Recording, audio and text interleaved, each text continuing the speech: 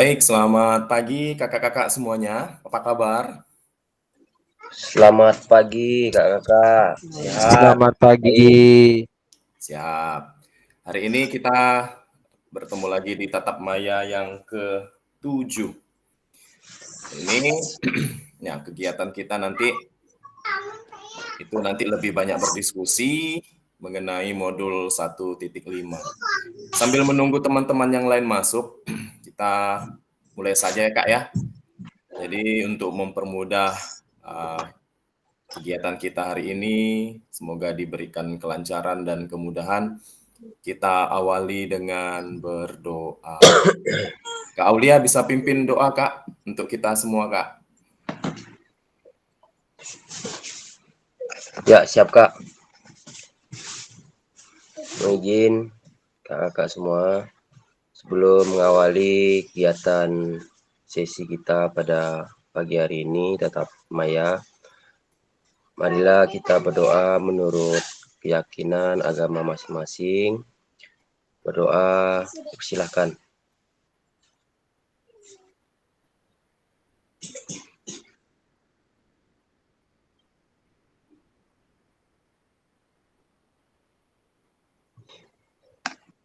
Berdoa selesai. Baik, terima kasih Kak Aulia karena sudah memimpin kita dalam doa. Kita akan mulai saja ke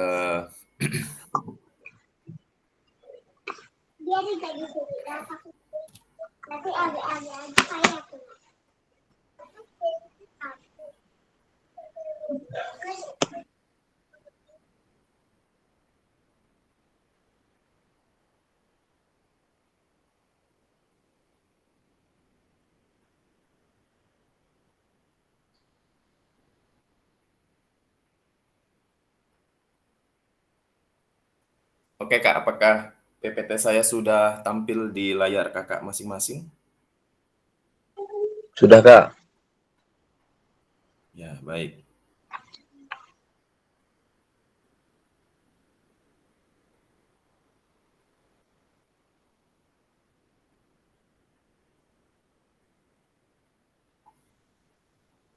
Baik, salam dan bahagia untuk kakak-kakak semua. Semoga dalam keadaan baik. Assalamualaikum, shalom, damai sejahtera, Om Swastiastu, Namo Buddhaya, salam kebajikan, rahayu untuk kita semua di ruang virtual ini. Nah, mengingatkan kembali untuk kesepakatan kita bersama, ya, dalam menjalankan aktivitas di hari ini, semoga dapat berjalan dengan lancar, maka diingatkan kembali tentang kesepakatan bersama kita. Yang pertama itu menyalakan kamera. Bagi mereka yang bisa menyalakan kamera, diharapkan kameranya dibuka. Kemudian mematikan mikrofon, terkecuali jika memang ada yang ingin ditanyakan. Kemudian hadir seutuhnya, kemudian menghargai waktu bersama, kemudian memaksimalkan fitur chat, kemudian klik raise hand sebelum bertanya, dan gangguan teknis adalah hal wajar. Jadi jika memang ada gangguan teknis, dilaporkan saja di grup kita, sehingga kita bisa sama-sama saling mengingatkan dan memberikan solusi lah, agar gangguan tersebut bisa bisa diselesaikan seperti itu. Nah, tujuan dari sesi kita kali ini adalah yaitu nanti kakak-kakak dapat memahami 3 karakteristik utama kurikulum Merdeka serta keterkaitannya dengan prinsip pemikiran Ki Hajar Dewantara. Kemudian, peserta mampu memahami pengembangan kurikulum PJOK.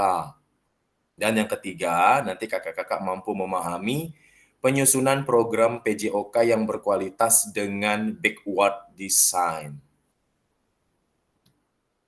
Nah, agenda kita sesi ini, yang pertama itu tentang backward design, yang kedua itu pengembangan kurikulum PJOK, kemudian yang ketiga itu pemikiran KHD atau Ki Hajar Dewantara dan kurikulum Merdeka.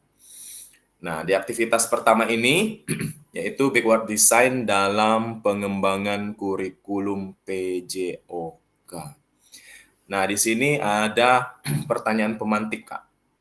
Menurut kakak-kakak, dari skala 1 sampai 10, kira-kira seberapa dalam pemahaman kakak-kakak tentang kurikulum PJOK?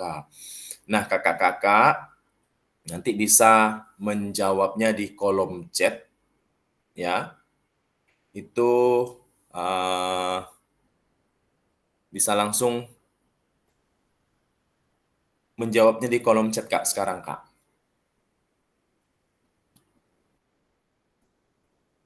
Kak Irwin itu 5.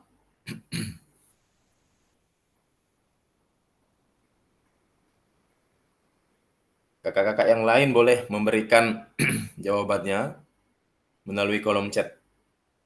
Dari skala 1 sampai 10, kira-kira seberapa dalam pemahaman Bapak Ibu tentang kurikulum PJOK?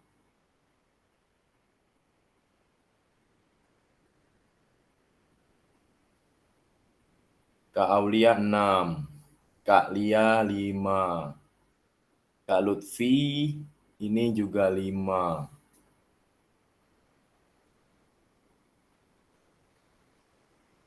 Kak Lukman bisa memberikan jawabannya, Kak?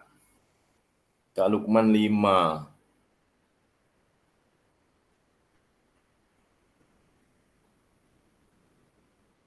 Kak Aji nih, Kak Aji, berapa Kak skalanya? Kak Priyadi 5. Kak Aji, Kak Rizal,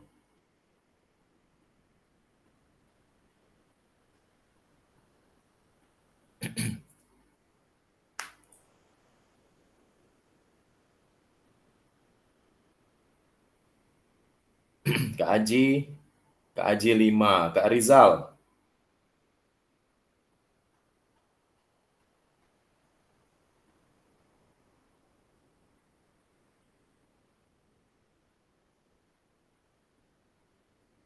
Kak Rizal, berapa nih jawabannya, Kak?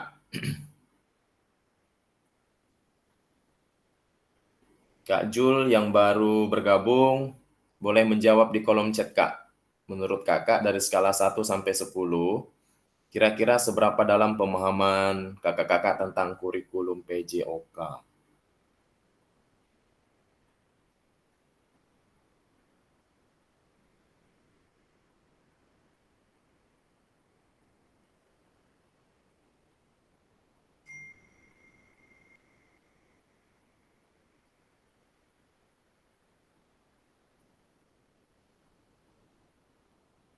Kak Haji 5. Kak Jul?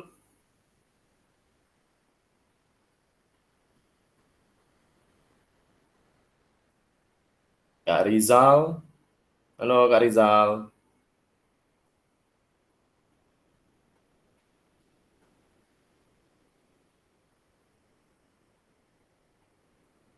Oke, sambil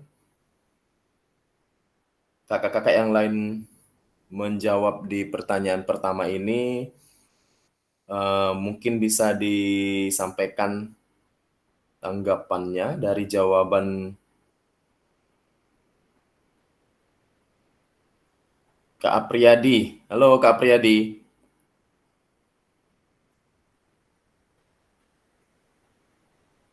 Halo Kak. Halo Kak. Oke, Kak, Kakak di sini menjawab skalanya 5. Gimana tuh Kak penjelasannya Kak? Oke, menurut saya sih kalau 50-50 Kak ya, 5 itu ya. Ya, 5 saja Pak ya.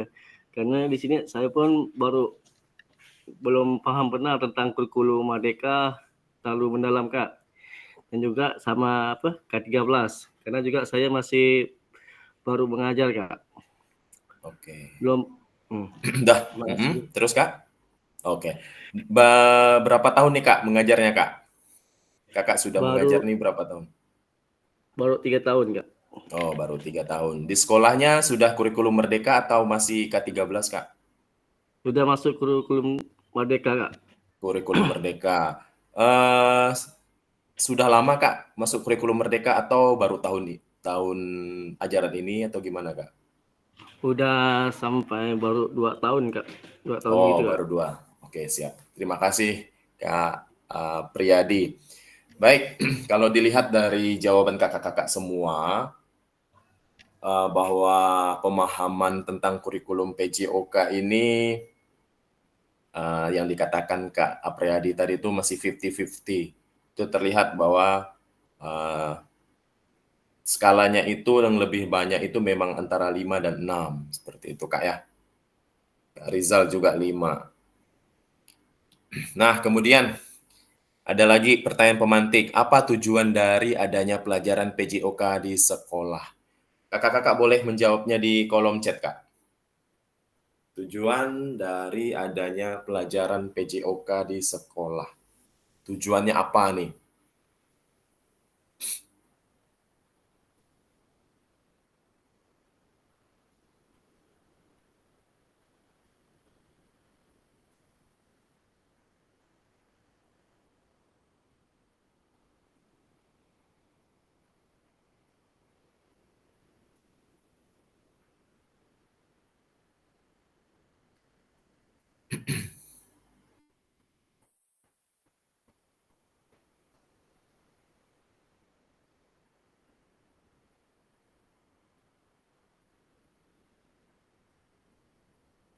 Kakak-kakak boleh jawab di kolom chat kembali tentang tujuan pelajaran PJOK di sekolah. Di sini ada Kak Lia untuk mengembangkan keterampilan jasmani dan pengetahuan terkait gerak dan kesehatan.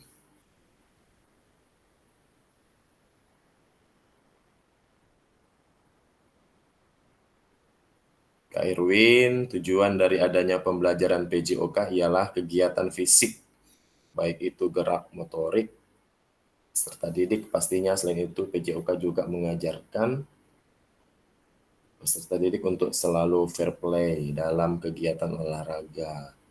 Kak Lukman membuat peserta didik aktif dalam kegiatan jasmani dan sebagai tempat refreshing.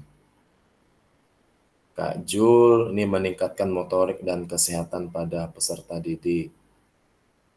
Kak Aulia ini mengembangkan keterampilan gerak dalam berbagai aktivitas pendidikan jasmani, menerapkan keterampilan sosial dengan memberikan nilai kerjasama dan inklusivitas. Kak Lutfi untuk mengembangkan diri menjadi terampil dan sehat guna mencapai tujuan pendidikan.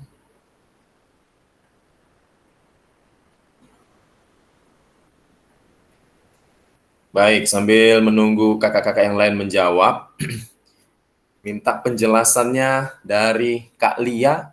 Halo Kak Lia.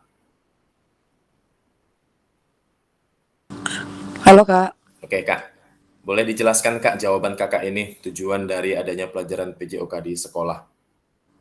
Tujuan untuk mengembangkan keterampilan adanya pelajaran PJOK di sekolah ini untuk sebagai pembelajaran agar anak tahu apa manfaat-manfaat gerak dan agar mereka suka untuk melakukan aktivitas gerak dari pembelajaran PJOK. Jadi kita dapat meminimalisir dampak positif atau pengalaman negatif anak terhadap gerakan. Jadi di sini saya mencontohkan tidak semua anak suka bermain bola, tetapi kita paksakan materi sepak bola dari anak yang suka atau tidak suka ini dari awal dipaksa ikut bermain sepak bola. Jadi di sini mereka lulus dari SD, SMP, SMA pun mereka sudah tertanam tadi pengalaman yang tidak menyenangkan. Jadi seperti itu Kak. Oke, terima kasih Kak Lia. Satu lagi, Kak Lutfi. Halo Kak Lutfi. Ya Kak, Oke, Kak, boleh dijelaskan tidak Kak, berbagi gitu jawaban Kakak ini tentang tujuan pelajaran PJOK?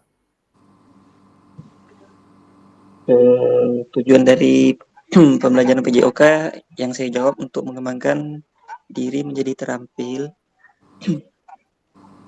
terampil di sini dalam bergerak, kemudian juga mencapai kesehatannya, mencapai tingkat kesehatan yang ditentukan. Karena pelajaran PJOK ini bukan hanya pembelajaran yang untuk melengkapi saja dalam satuan pendidikan, tapi pembelajaran PJOK sebelumnya di modul-modul yang saya baca dulu untuk mencapai juga tujuan pendidikan, karena di situ tujuan pendidikan ada menampilkan sehat gitu, Pak. Oke, terima kasih Kak Lutfi ya. Baik, nah jadi apa yang sudah kakak-kakak tulis semua itu ya memang benar ya.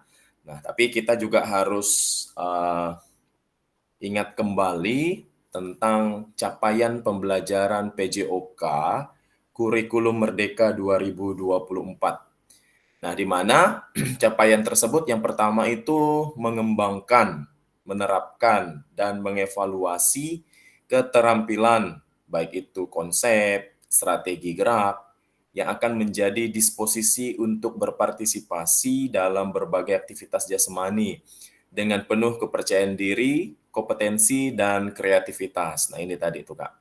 Yang tadi Kak Lia jawab itu tadi ada strategi gerak itu tadi.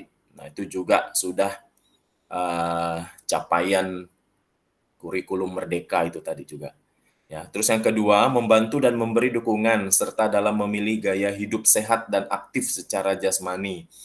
Nah, jadi gaya hidup sehat dan aktif ini berarti juga salah satu tujuan dari kurikulum, khususnya pembelajaran PJOK. Dari apa yang sudah kakak-kakak sampaikan tadi jawabannya di kolom chat. Kemudian yang ketiga ini membangun dan menerapkan keterampilan fisik,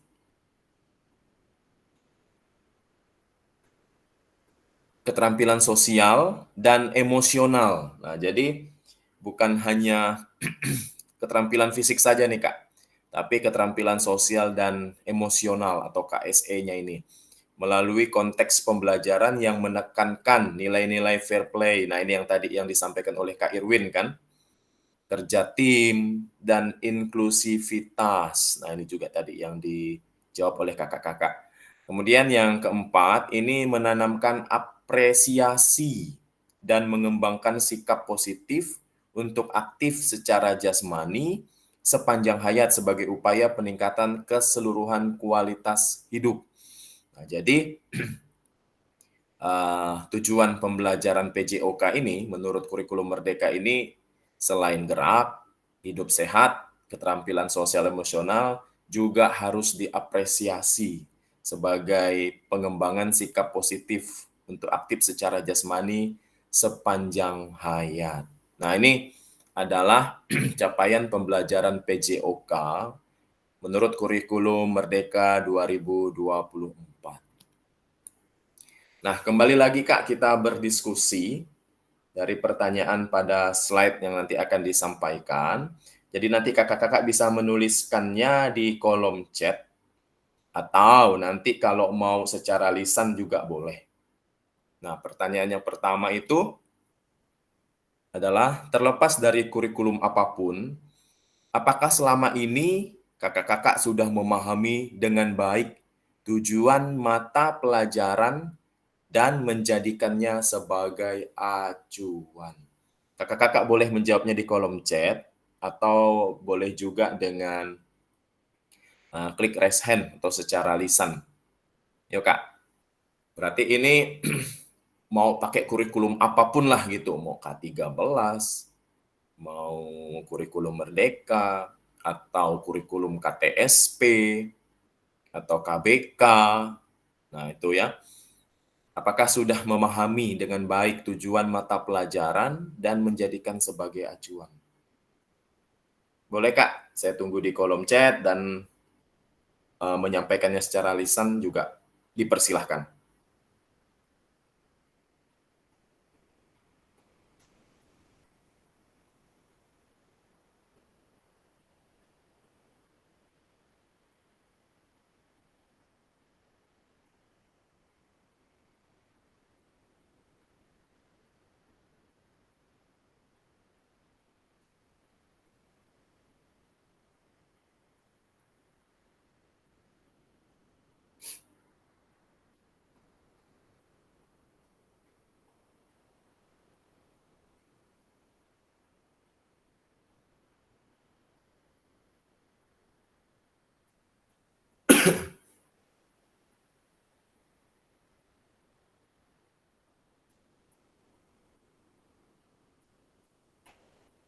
Oke, ini siapa nih?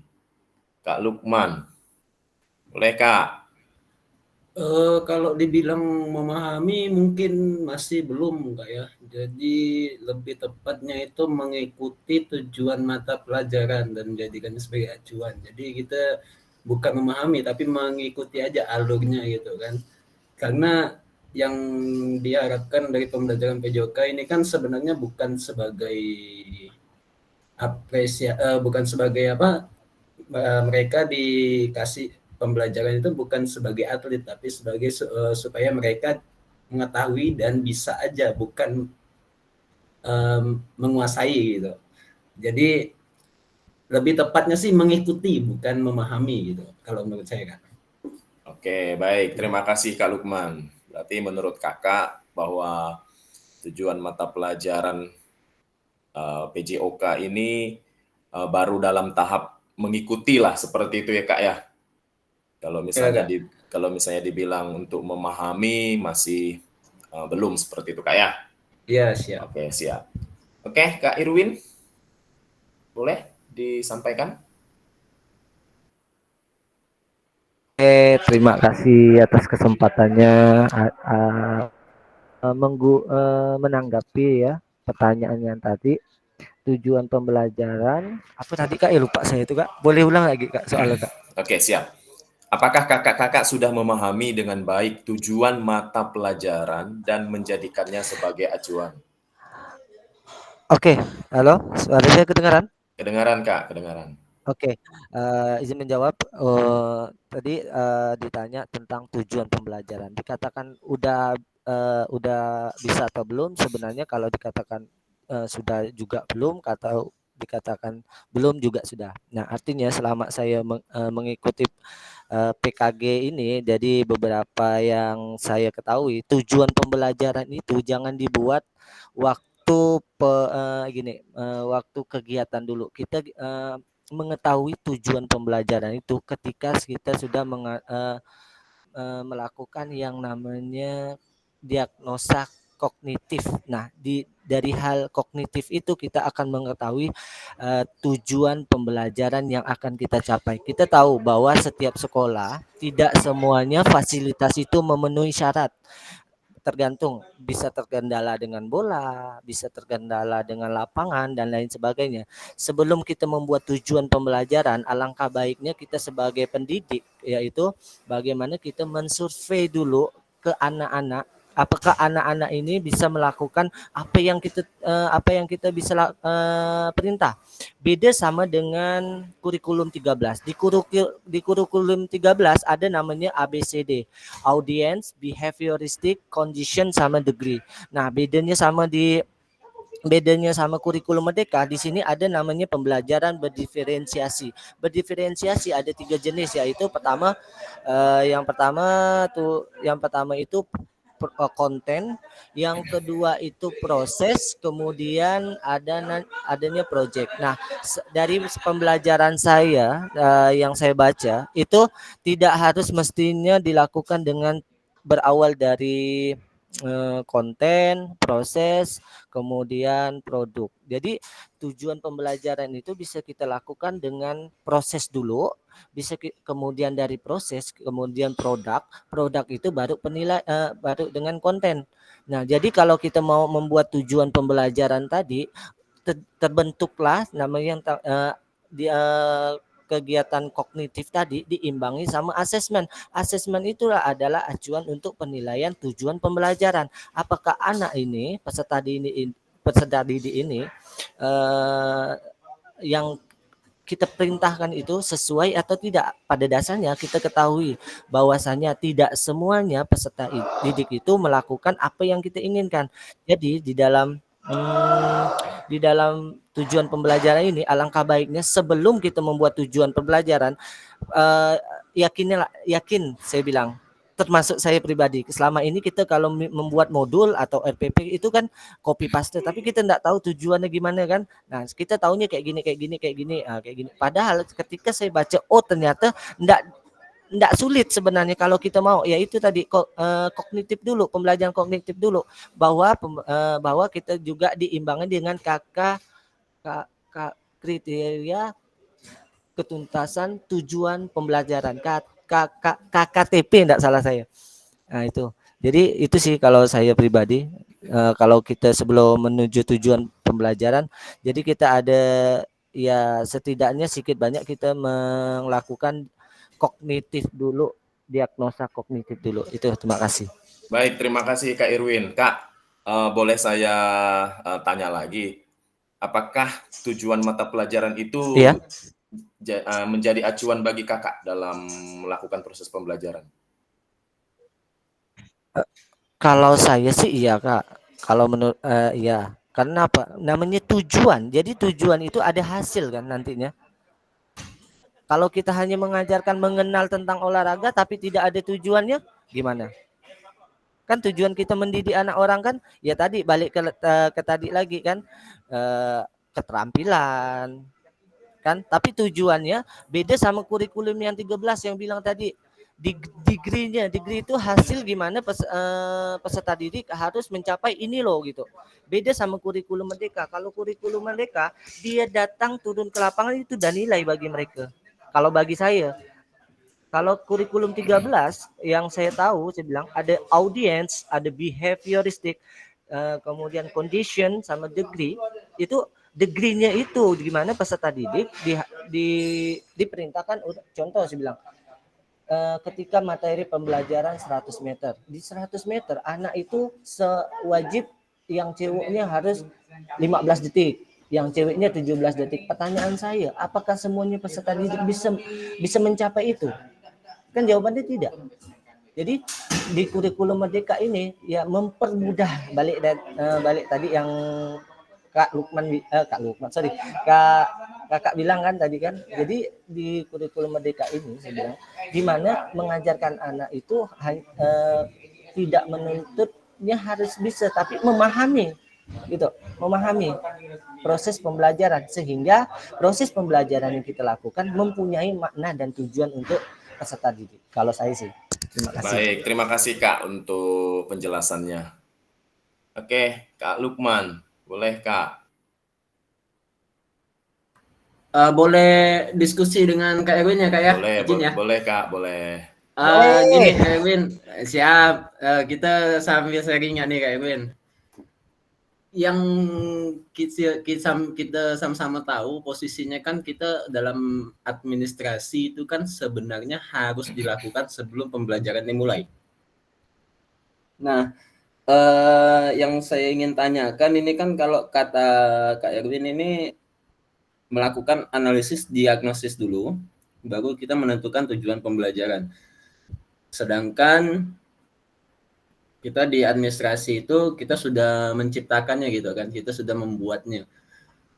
Yang kita tahu yang pasti kalau saya pribadi itu saya enggak membuat sih, saya lebih tepatnya copy paste, betul kata Kak Erwin, copy paste yang artinya kita kalau misalnya kita buat ini ribet gitu kan, jadi yang penting kita pakai apa yang ada gitu. Nanti baru modifikasi tentang tujuan pembelajaran yang kita pengen setelah diagnosis itu. Nah, yang saya ingin tanyakan sama Kak Erwin nih, kita kan sudah menentukan tujuan pembelajaran. Apakah itu bisa lari dari konsep yang ditentukan di awal, kita modifikasi pada saat kita pembelajaran setelah kita diagnosis analisis? Oke. Terima kasih. Kita sama-sama belajar ya, Bang Lukman ya. Betul Bang, Oke. betul Bang. Nah, enak gitu Bang. Oke. Kembali dari pembelajaran yang kita bilang. Kita kan selama ini, kita kan tahunya copy paste ya nih. Betul. Nah, betul. Ketika saya lihat pembelajaran namanya pembelajaran yang namanya backward design kan enggak salah saya. Ternyata backward design itu sama dengan pembelajaran di topik kedua modul 1.1 topik 2 PPG. Nah, di sini saya mempelajari tentang hal-hal kayak gitu. Ternyata saya bilang sebelum kita membuat tujuan pembelajaran ada yang namanya understanding by design. Nah, understanding by design inilah yang mengajarkan saya ternyata selama ini yang saya lakukan tuh kurang tepat gitu. Kurang tepat. Hanya plagiat. Ternyata tujuan pembelajaran saya selama ini gimana kita harus ya diagnosa dulu, dan di sekolah kami ada namanya diagnosa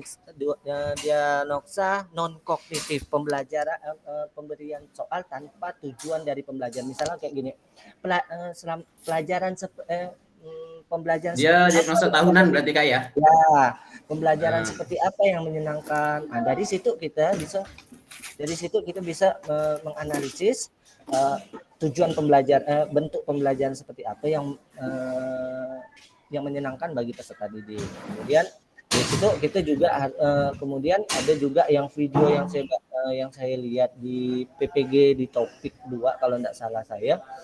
Jadi di situ ada juga yang namanya proses itu pengelompokan kecil kalau tidak salah saya, pengelompokan kecil yang tadinya tujuan pembelajaran saya tentang dalam matematika misalnya trigonometri. Nah, apakah semua siswa itu bisa trigonometri? Nah, di situ ada bagian-bagiannya. Nah, disitulah gimana seorang guru membuat tujuan pembelajaran itu menarik untuk peserta didik. Makanya saya pun merasa selama ini saya jujur saya bilang saya plagiat. Tapi setelah mempelajari hal gitu, sebenarnya kalau mau katakan termasuk guru yang paling rajin lah kalau mau kita bikin tujuan pembelajaran. Tapi tidak ada salahnya juga kalau kita langsung copy paste. Tapi kita juga pahami apa yang kita lakukan untuk tujuan pembelajaran tersebut supaya tujuan pembelajaran itu menarik gitu ke peserta didik. Enggak salah sih Bang, kita copy paste itu enggak salah. Cuman bilang enggak ada salah. Posisinya kan di sekolah ini juga ada yang ikut 2 penggerak nih kan. Jadi dapat konsep kayak gini, amati, tiru, modifikasi. Jadi posisinya ya kita enggak salah memang. Yang penting kita modifikasi di akhir kita modifikasi. Yang penting kita tahu maksudnya, kita modifikasi tidak sama persis dengan apa yang ada gitu ya kan. Makanya saya bilang saya selama ini kan saya ini orang plagiat nih. Selama saya mempelajari hari ini enggak masalah pun misalnya satu RPP kita buat untuk modifikasi diri kita sendiri. Enggak mentok-mentok ya udah selesai. Yang penting administrasi selesai, udah selesai. Kan gitu. Itu sih kalau saya, enggak masalah sih. Baik. Terima kasih Kak Lukman dan Kak Irwin. Ya, itu kan bentuk referensi kita lah seperti itu kan. Kita mau misalnya mengambil modul ajar dari sumber lain itu sebenarnya tidak masalah. Tapi benar tadi yang disampaikan oleh Kak Lukman dan Kak Irwin, ya terapkan strategi ATM tadi, ya. Amati, tiru, modifikasi. Nah, modifikasi ini maksudnya berarti disesuaikan dengan kondisi kita masing-masing di sekolah. Karena di setiap sekolah kan pasti beda-beda kondisinya. Kondisi sekolahnya, kondisi peserta didiknya, sarana dan prasarananya itu pasti berbeda-beda. Nah, jadi itu yang bisa kita modifikasi, Kak. Sehingga nantilah menyesuaikan dengan kondisi kita. Nah, alangkah baiknya lagi kalau kakak-kakak semua ini bisa membuat modul ajarnya ini ya sesuai dengan pemikirannya, itu lebih mantap lagi. Tapi sesuai dengan beriringnya teknologi dan zaman kan, ya kita juga harus melek lah gitu dengan kemajuan zaman seperti itu. Kita bisa juga mengambil beberapa referensi yang nanti disesuaikan dengan kondisi kita di sekolah. Baik Kak, kita lanjut Kak ya. Nah, kemudian yang kedua, di sini ada dalam konteks kurikulum merdeka, apakah tujuan-tujuan ini bisa dicapai? Nah, tadi itu juga sudah disinggung oleh Kak Irwin dan Kak Lukman tadi itu. Apakah tujuan-tujuan tadi itu, kalau konteksnya ke kurikulum merdeka, apakah bisa dicapai? Yuk kakak-kakak, boleh dijawab di kolom chat atau langsung secara lisan juga boleh.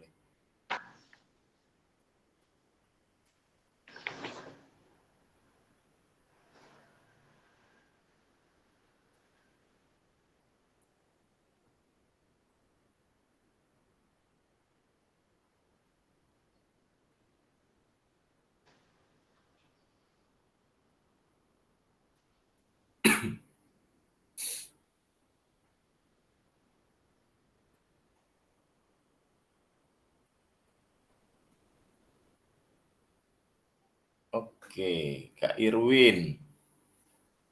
Boleh Kak Irwin?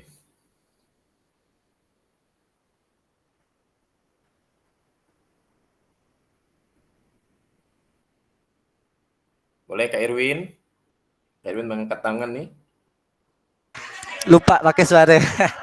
Oke, maaf agak Oke, ribut sebabnya di lapangan. siap Oke, Kak. mohon izin dalam konteks kurikulum merdeka, apakah tujuan-tujuan ini bisa tercapai? Jawaban saya bisa.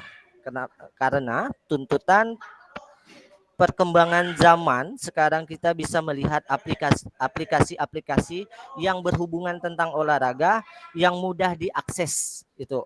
Kemudian kita sekarang tidak mempunyai alasan untuk melakukan aktivitas terutama olahraga untuk peserta didik dengan adanya kurikulum merdeka ini. Kita sebagai pendidik ya, kalau saya bilang kalau kita sebagai pendidik, kawan-kawan sebagai pendidik bisa memodifikasi berbagai bentuk yang kita ajukan agar tercapai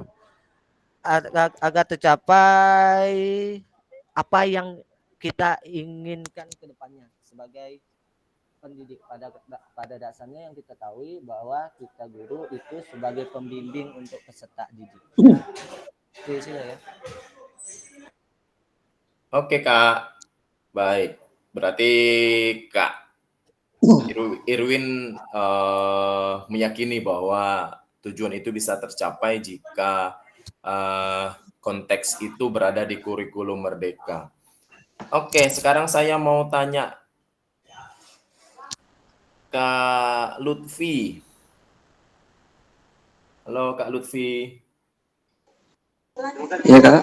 Oke, Kak Lutfi di sini kan menuliskan bisa. Boleh disampaikan penjelasannya Kak? Bisanya itu bagaimana Kak? Untuk tujuan-tujuan pembelajaran di kurikulum merdeka bisa tercapai karena di kurikulum merdeka ini kan sepengetahuan saya kurikulum ini menekankan pada pembelajaran yang berpusat pada peserta didik. Jadi ketika mungkin di kurikulum sebelumnya itu pembelajaran hanya berpusat pada guru, nah sekarang pada murid, jadi siswa tuh sekarang terfasilitasi Pak dengan berbagai bentuk-bentuk pengajaran, mungkin bisa menggunakan media-media yang tadi disebutkan Bang Irwin, banyak yang bisa digunakan.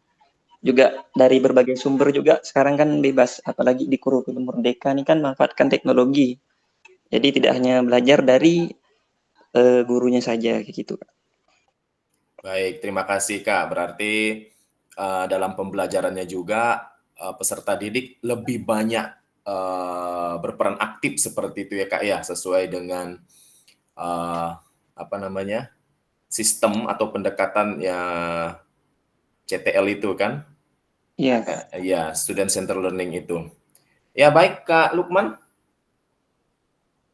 Ada yang mau disampaikan Kak?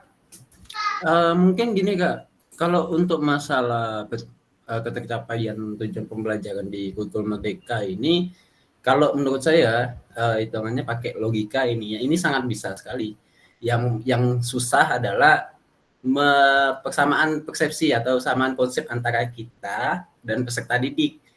Yang mana konsep dari persepsi mereka itu bahwa sumber belajar memang dari kita semuanya. Jadi mereka pada saat pembelajaran itu kadang pasif, walaupun kita sudah menyiapkan strategi berdiferensiasi. Cuman dalam artian ini kita harus sama-sama fokus, sama-sama menyamakan persepsi bahwa pembelajaran itu dari kalian loh sebenarnya, cuman saya ini sebagai fasilitator gitu, sebagai mengarahkan kalian, membimbing supaya tidak terjadi atau tidak miskonsepsi antara yang mereka sampaikan terhadap apa yang ingin kita capai.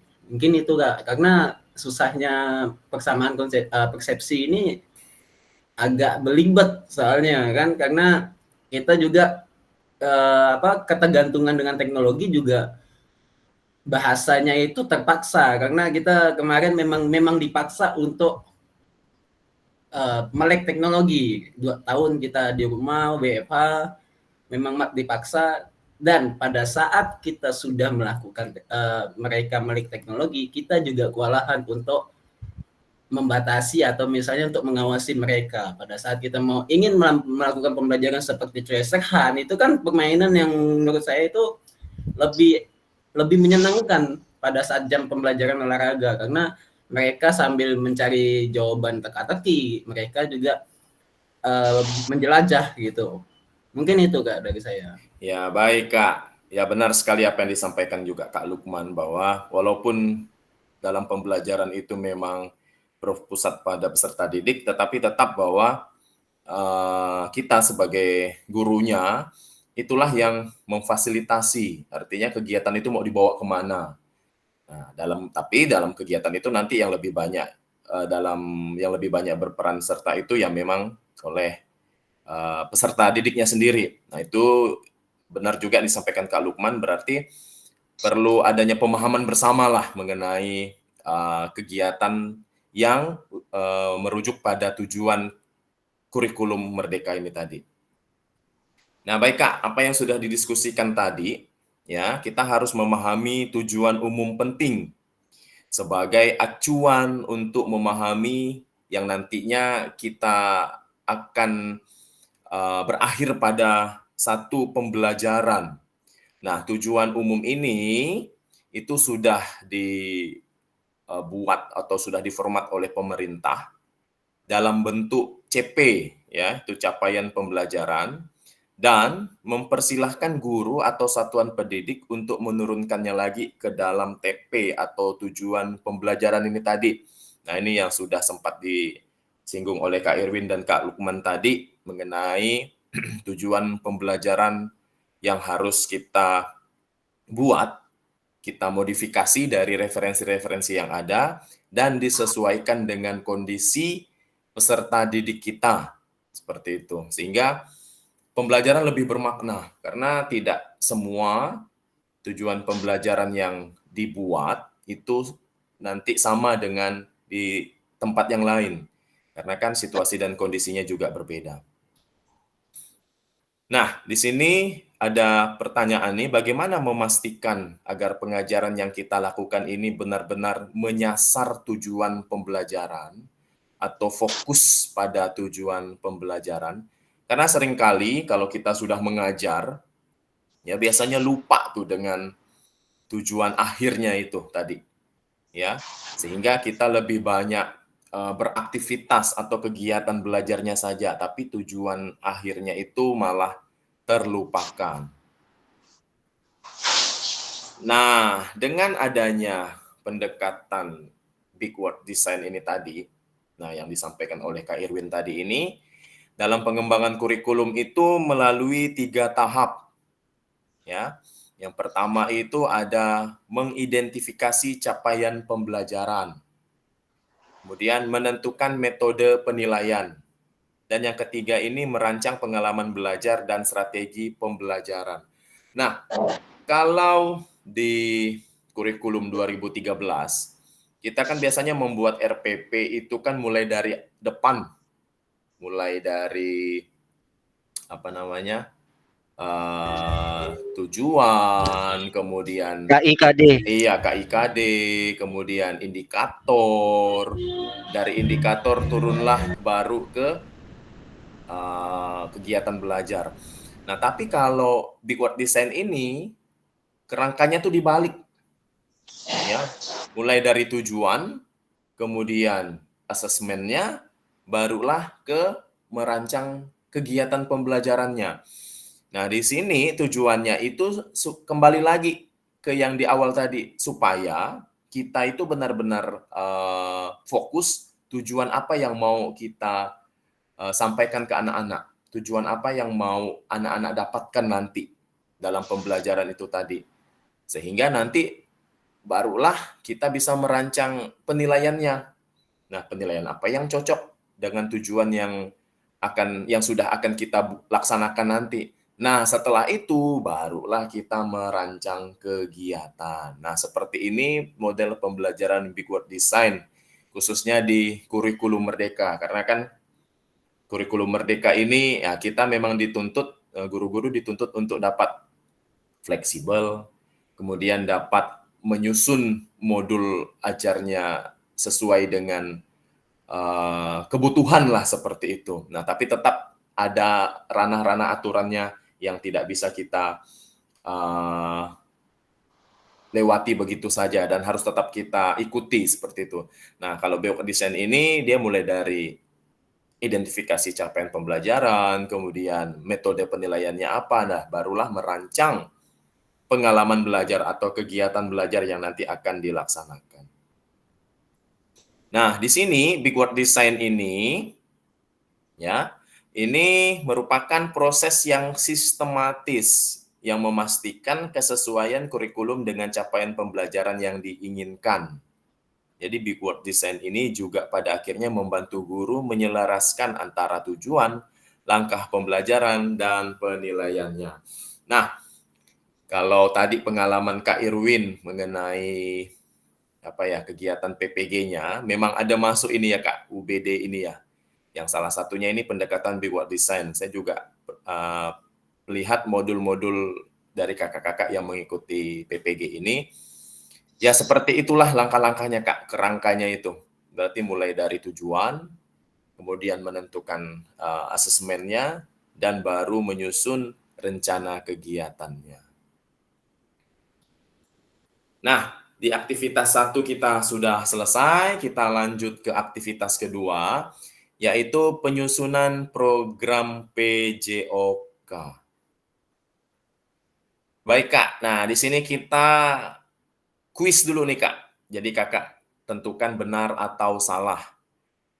Kurikulum berbasis standar, manakah yang benar definisi di bawah ini? Nah, di sini disampaikan bahwa kurikulum merupakan seperangkat aktivitas untuk menguasai keterampilan. Benar atau salah, Kak? Salah, Kak. Salah. Kenapa salah, Kak Lia? Boleh disampaikan, Kak, penjelasannya? Karena setahu saya kurikulum itu standar untuk mengetahui apa yang peserta didik pelajari. Oke, Itu, Kak. berarti bukan hanya keterampilan saja ya, Kak, ya? Iya. Berarti segala inilah ya, Kak. Baik Meliputi itu keterampilan, pengetahuan, pengetahuannya, dan sikap dan lain-lain. Oke, benar sekali Kak ya. Berarti bukan ya Kak ya. Jadi kurikulum itu bukan hanya seperangkat aktivitas untuk menguasai keterampilan saja, tapi menyeluruh seperti itu Kak. Terus yang kedua, buku teks peserta didik dikatakan adalah suatu kurikulum. Ada yang mau berpendapat ini benar atau salah, kakak-kakak? Buku teks peserta didik dapat dikatakan adalah suatu kurikulum. Ya Kak, benar atau salah? Benar Kak. Benar. Kenapa benar Kak? Boleh disampaikan Kak? Mungkin buku ini salah satu fasilitas ya Kak untuk mengajar. Seperti itu Kak. Jadi dia kurikulum lah gitu ya Kak? Oke. Ya, kakak-kakak yang, oke siap. Kakak-kakak yang lain ada yang berpendapat?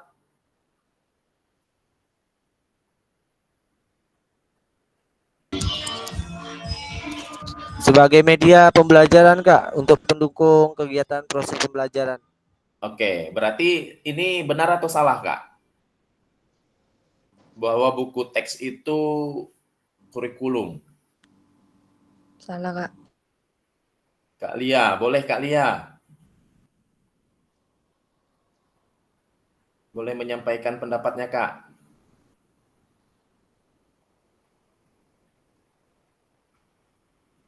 Halo Kak Lia. Iya, Kak. Oke, Kak boleh disampaikan pendapatnya Kak? Ya kan tadi udah disampaikan juga sama Kak Erwin sebagai apa tadi Kak? Acuan itu ya? Media pembelajaran. Ya, media pembelajaran. Jadi setahu saya buku teks peserta didik itu dapat dikatakan suatu kurikulum itu bukan. Oke, kita lihat bersama Kak ya. Iya. Ya, jadi istilahnya bukan hanya buku teks saja yang kurikulum, tapi media yang disampaikan itu juga termasuk kurikulum. Jadi bukan hanya satu atau dua instrumen saja yang bisa dikatakan suatu kurikulum. Terus yang ketiga, kurikulum adalah suatu standar untuk mengetahui apa yang peserta didik harus pelajari meliputi keterampilan, pengetahuan, dan sikap. Benar. Benar. Setuju. Kakak ya? Setuju. Yang lain, Kak? Setuju, Kak. Setuju, Kak Jul. Yang lain? Benar. Oke, siap. Sepakat ya, Kak ya? Bahwa kurikulum itu bukan hanya menguasai satu aspek saja, bukan hanya keterampilan saja, atau bukan hanya satu alat saja seperti buku teks, tapi banyak selain dari buku teks. Jadi kurikulum ini adalah suatu standar untuk mengetahui apa yang peserta didik harus pelajari. Jadi meliputi keterampilan, pengetahuan, dan sikap.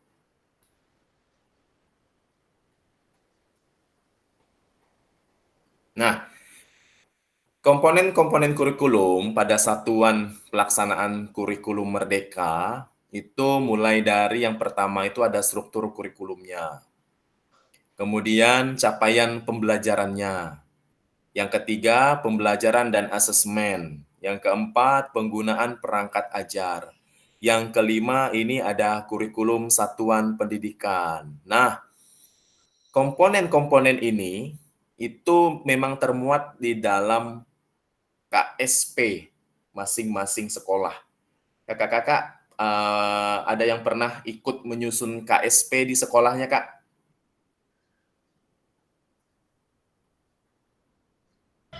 Tidak pernah. Oh, tidak pernah. Kenapa tidak pernah, Kak Irwin? Boleh Karena tidak dilibatkan baru Oh, belajar. tidak dilibatkan. Jadi lebih peran siapa ini, Kak, yang membuat KSP di sekolah, Kak? Ada biasanya di ketua-ketua yang mewakili setiap mapel kalau di sekolah saya sih. Oh, seperti itu. Jadi perwakilan lah seperti itu ya, Kak ya? Ya. Oke, baik. Baik, idealnya KSP ini sebenarnya harus melibatkan seluruh guru. Mengapa? Karena nanti di dalam KSP ini ya apa yang sebenarnya nanti yang akan dilakukan oleh guru, apa yang dibutuhkan oleh guru, apa yang diperlukan oleh guru nanti dalam proses pembelajarannya. Mulai dari modul ajarnya, mulai dari asesmennya, sampai ke misalnya nanti kalau bendahara bosnya mulai dari keuangannya, atau nanti mulai dari yang koordinator sarana dan prasarana juga termuat di situ. Jadi istilahnya KSP itu sebagai profil sekolah lah dalam menjalankan satu tugas satuan pendidikan seperti itu. Jadi idealnya ya memang harus semua guru ikut. Tapi kan kita kembali lagi ke sekolah masing-masing. Gimana kondisinya? Ya yang apa namanya? Yang berbeda seperti itu. Tapi kalau Kak Irwin tadi berarti masih ada perwakilannya, Kak ya, dari setiap guru mapel. Itu enggak apa-apa, Kak. Berarti kan situasi dan kondisi sekolahnya yang memang harus dibuat seperti itu. Tapi idealnya memang semua guru harus dilibatkan. Nah, di sini menurut Menteri Pendidikan, Kebudayaan, Riset, dan Teknologi Republik Indonesia tahun 2022, ini komponen kurikulum satuan pendidikan ini dikembangkan dan digunakan di satuan pendidikan terdiri dari karakteristik satuan pendidikan, mulai dari visi, misi, dan tujuan satuan pendidikan, pengorganisasian, pembelajaran, dan perencanaan pembelajaran. Nah, di sini juga ditekankan visi dan misi. Nah, apakah sekolah kakak sudah punya visi dan misi? Pasti Kak, ada Kak. Pasti. Cuman Tentu tak ya, Kak, tahu ya? apal. Oh ya, oke. Tetap, jadi sekolah itu harus punya visi dan misi. Karena visi dan misi ini berarti cita-cita ke depan untuk sekolah ini tuh untuk apa gitu. Nanti ke depannya bagaimana. Nah, itu visinya. Kemudian misinya itu berarti apa yang harus dilakukan supaya mimpi tadi itu bisa dicapai atau cita-cita itu tadi itu bisa dicapai. Nah, diharapkan bahwa visi dan misi itu sejalan juga dengan tujuan pendidikan. Artinya berdampak juga pada peserta didik. Itu yang diharapkan oleh tujuan pendidikan itu tadi. Nah, di sini mengapa kurikulum operasional itu berbeda dengan satuan pendidikan yang lainnya. Nah, ini tadi yang sudah saya sampaikan tadi. Berbeda itu kan berarti sesuai dengan konteks dan kebutuhan peserta didik. Makanya setiap KSP di satuan pendidikan kakak-kakak sekalian ini pasti berbeda-beda, ya, supaya apa yang nanti tertuang di dalam KSP itu isinya itu lebih bermakna, lebih tepat sasaran. Karena ya seperti inilah kondisi sekolah saya, seperti itu. Seperti inilah kondisi satuan pendidikan saya. Jadi kita tidak bisa langsung kopas dari KSP sekolah lain. Hanya ganti nama sekolah, hanya ganti nama guru, tidak bisa seperti itu. Tapi kita harus menyesuaikan dengan kondisi kita. Karena kembali lagi yang sudah saya sampaikan tadi, bahwa KSP itu adalah semacam profilnya sekolah, atau semacam apa ya, kalau aplikasi itu berarti Facebooknya sekolah. Dari situ kita bisa tahu sekolahnya bagaimana, karakteristik sekolahnya, budayanya, kemudian kebiasaannya, dan lain sebagainya. Jadi bisa kita lihat dari KSP ini tadi. Nah, bahkan sampai ke kultur nih tadi, ya, ke kebudayaan atau kebiasaan. Kalau misalnya di pembelajaran PJOK dikhususkan, nah bagaimana kultur pembelajaran PJOK-nya di tempat atau peserta didik tinggal, seperti itu. Baik, nah kemudian kita mari berbagi cerita pada saat kakak-kakak menyusun kurikulum PJOK. Ya, di sini ada pertanyaan, bagaimana kakak-kakak selama ini merancang program PJOK sebagai bagian dari pengembangan kurikulum mata pelajaran PJOK? Boleh dijawab di kolom chat, Kak. Bagaimana selama ini merancang program PJOK sebagai bagian dari pengembangan kurikulum mata pelajaran PJOK?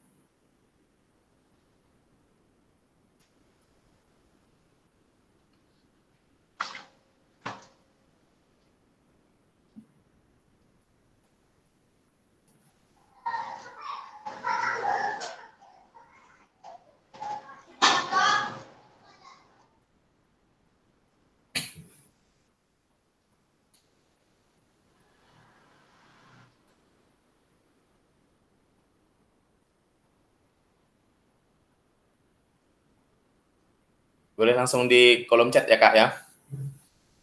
Bagaimana kakak-kakak selama ini merancang program PJOK sebagai bagian dari pengembangan kurikulum mata pelajaran PJOK itu?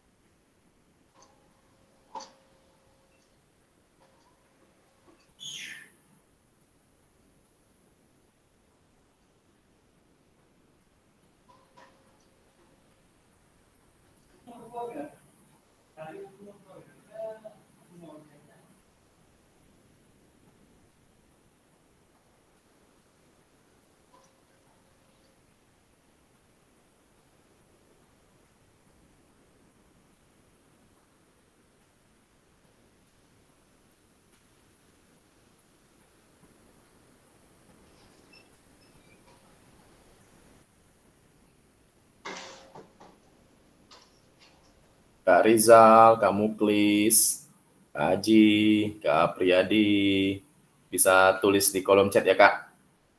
Kak Dina.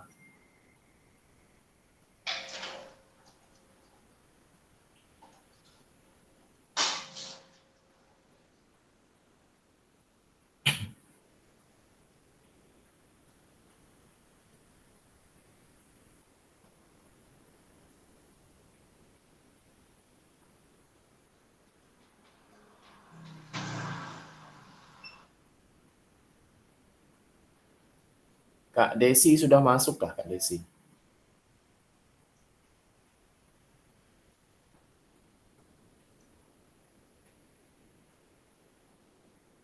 Keluar lagi dia, Kak. Oh, keluar lagi. Oke, Kak. Boleh dijawab, Kak, di kolom chat, Kak. Bagaimana kakak-kakak selama ini merancang program PJOK sebagai bagian dari pengembangan kurikulum mata pelajaran PJOK?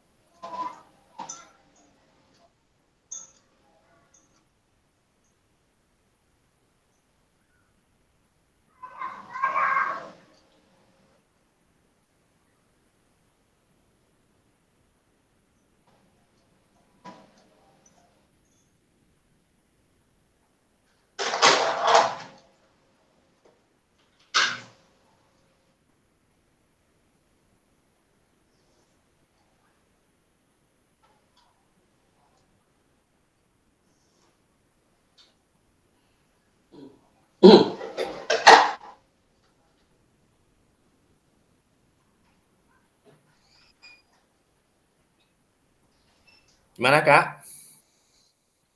Sudah diketik dan dikirim nih? Ini masih belum ada nih?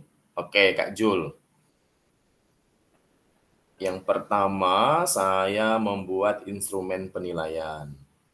Saya melakukan analisis kebutuhan peserta didik dari apa yang mereka minati dan kemampuannya, lalu kemudian menyusun tujuan pembelajaran yang ingin kita capai. Kak Jul, boleh berbagi, Kak?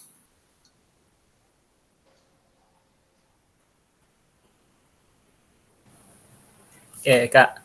Oke, siap, Kak. Ya, makasih, Kak.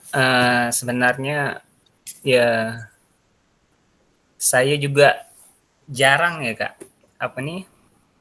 merancang sebuah pembelajaran yang terstruktur gitu, Kak, yang benar-benar baku gitu, Kak. Nah, saya lebih menyusun tujuan pembelajaran ini berdasarkan instrumen yang sudah ditulis anak. Nah, saya membuat model skala penilaian, Kak. Skala penilaian di awal itu misalnya anak ini menyebutkan kesenangannya dalam olahraga di bidang apa misalnya gitu, Kak. Nah, saya buat skala 1 sampai 5 misalnya. Nah, saya misalnya udah anak menuliskan, nah saya memberikan nilai anak ini 1 sampai 5 ini berapa saya kasih, seperti itu, Kak. Jadi itu saya petakan. Nah,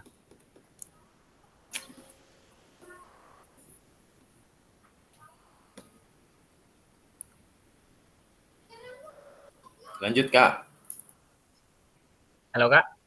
Ya, lanjut, Kak.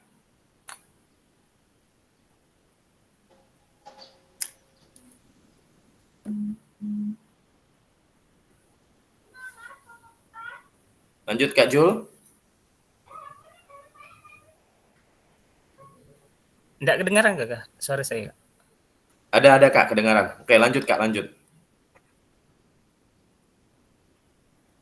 Nah, mungkin seperti itu, Kak, yang udah saya sampaikan. Nah, karena kan rata-rata ya, Kak, kalau untuk guru PJOK ini untuk merancang pembelajaran itu ya yang simple gitu, Kak. Nah, mereka nggak mau ribet-ribet gitu kan. Nah, karena apa? Merasakan udahlah dalam pembelajaran PJOK ini kita juga dua pembelajaran gitu, baik pengetahuan maupun keterampilan di lapangan gitu. Nah, udahlah capek seperti itu. Nah, kita disuruh mikir gitu, membuat segala bentuk tujuan pembelajaran. Nah, yang kita sama-sama tahu, kita udah tahu gitu tujuan pembelajaran PJOK ini seperti apa. Nah, kenapa saya sendiri pun harus menuliskan tujuan pembelajaran. Nah, harus dibuat seperti itu, Kak. Karena memang kita pengen mencapai suatu tujuan peserta didik gitu, Kak. Apakah dalam pembelajaran ini anak tujuan pembelajaran yang ingin kita capai seperti itu, Kak. Nah, mungkin saya kan baru juga nih, Kak, baru juga lulus. Nah, baru berapa tahun baru 1 tahun lebih gitu ngajar gitu kan, Kak. Mungkin di dalam kurikulum juga saya ini belum begitu mendalami gitu, Kak. Tapi saya tahu gitu kurikulum Merdeka, kemudian kurikulum sebelum-sebelumnya gitu. Nah, tapi di dalam menuliskan tujuan pembelajaran di kurikulum Merdeka, memang yang disampaikan Bang Erwin, siapa Bang Lukman, Bang Lutfi, Kak Lia dan lain sebagainya. Nah, di dalam kurikulum ini memang berpusat pada peserta didik gitu, Kak. Nah, anak diberikan kebebasan untuk belajar baik itu pengetahuan, keterampilan, bukan sesuka-suka mereka, tapi kita sebagai fasilitator juga sudah mengkonsepkan sebuah pembelajaran. Tapi bagaimana peserta didik itu mengembangkannya seperti itu, Kak. Mungkin seperti itu, Kak. Baik, terima kasih Kak Jul. Siap Kak, siap. Terima kasih untuk berbagi Halo Kak. Udah Kak? Share-nya. Ya, terima kasih. Udah ya, siap. Oke, satu lagi saya minta Kak Aji. Halo Kak Aji. Iya Kak. Oke, Kak, boleh berbagi tidak dari jawaban yang Kakak buat ini mengenai pengalaman Kakak merancang program PJOK sebagai pengembangan kurikulum mata pelajaran PJOK, Kak? Ya Kak, jadi gini, saya juga mengajar nih di sekolah itu juga baru Kak, belum ada sampai 2 tahun lah. Jadi masih banyak belajar lagi lah untuk merancang. Hanya dengan pertanyaan ini saya bagaimana Bapak Ibu itu merancang biar bisa menjadi pengembangan kurikulum di mata pelajaran PJOK. Jadi terkadang tuh saya membuat perencanaan pembelajaran sebelumnya, apa sih yang nanti di kelas mau diajarkan atau bisa dikatakan seperti sama halnya dengan tujuan pembelajaran lah gitu yang ada di modul ya. Terus setelah saya melakukan perencanaan tersebut, lihat bagaimana apakah berhasil atau tidak pembelajaran itu, kemudian saya refleksi diri saya sendiri dan juga peserta didiknya bagaimana, apakah antusias dan mengerti. Terus saya mungkin tulis menjadi gambaran untuk saya sendiri. Jika misalkan itu ada yang ingin diubah, ingin diperbaiki, saya perbaiki Kak, agar dengan harapan semoga lebih baik lagi lah gitu Kak. Baik, ya baik, terima kasih Kak untuk berbagi praktik baiknya lah dari Kakak pengalaman merancang program PJOK sebagai bagian dari pengembangan kurikulum mata pelajaran PJOK.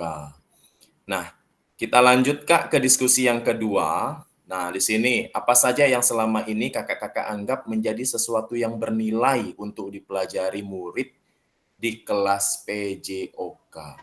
Kakak-kakak bisa menjawabnya kembali di kolom chat, Kak.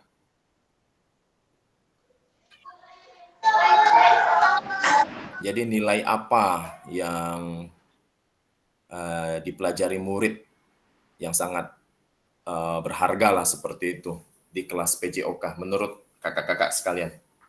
Nilai apa itu, Kak?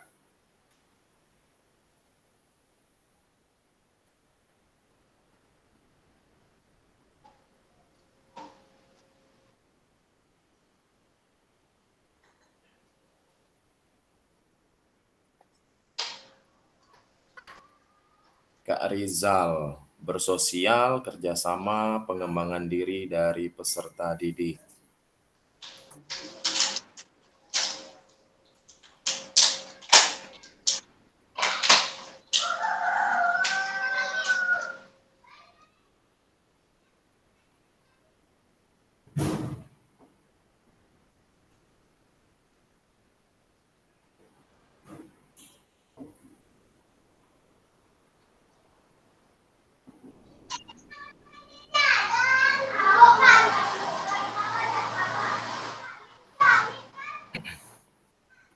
Kakak-kakak yang lain boleh menuliskan jawabannya di kolom chat Kak ya.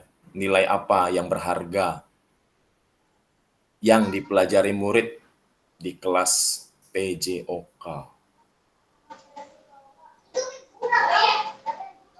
Kak Aji, saling menghormati kepada guru dan teman-teman murid yang lain. Kak Aulia, nilai saling menghargai, menerima perbedaan di antara teman sebaya. Iya, Kak Ustaz. Lukman, nilai Bapak sosial dan yang emosional. menjadi suatu nilai untuk pelajaran di kelas beliau.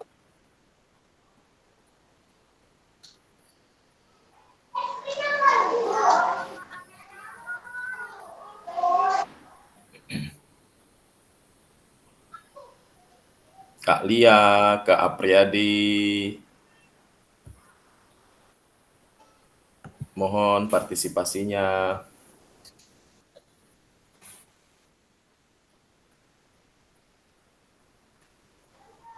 Kak Desi, Kak Dina, Kak Tommy,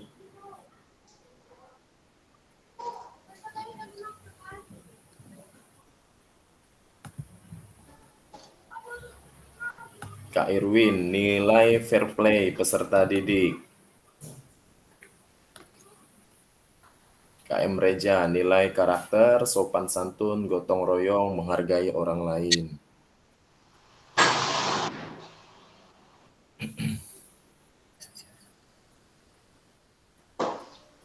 Kak Jul, nilai kerjasama, disiplin, kesadaran, dan saling menghargai antar teman. Kak Lia, pembelajaran yang logistik, yang menanamkan disiplin.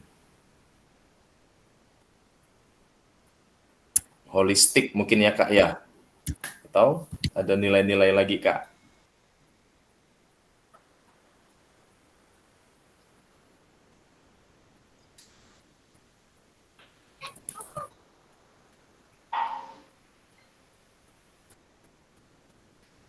Baik, satu boleh berbagi Kak Aulia. Di sini Kak Aulia menuliskan nilai saling menghargai, menerima perbedaan di antara teman sebaya. Boleh berbagi Kak Aulia dari jawabannya? Ya Kak, siap, terima kasih. Ya Ya, Kak. mungkin dalam pelajaran PJOK nilai tadi murid di kelas mungkin rasa saling menghargai lah pada teman, kemudian menerima segala perbedaan saat melaksanakan ya, setiap siswa kan pasti berbeda-beda dari kemampuan dan kekurangan. Ya, mungkin itu saja sih Kak untuk nilai yang berharga dari PJOK itu Kak. Baik, ya baik terima kasih Kak Aulia. Berarti kita mereview modul yang lalu itu tentang isu sosial ya Kak ya. Berarti dapat menerima perbedaan di antara teman sebaya. Baik, diskusi yang selanjutnya, yang ketiga, ini bagaimana Bapak dan Ibu akan mengintegrasikan itu semua ke dalam proses pengembangan kurikulum mata pelajaran PJOK yang sekarang berlaku. Nah, jadi bagaimana Kak, kakak-kakak sekalian ini mengintegrasikan nilai-nilai tadi, kemudian mengintegrasikan proses pembuatan merancang program merancang pembelajaran tadi itu dalam mata pelajaran PJOK sekarang ini Kak. boleh Kakak tulis atau mau secara lisan juga boleh, Kak?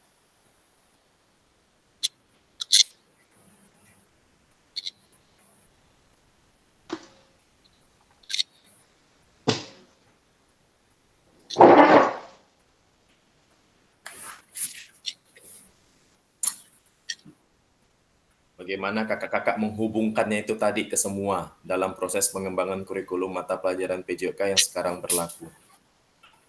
Boleh di kolom chat atau secara lisan boleh, Kak?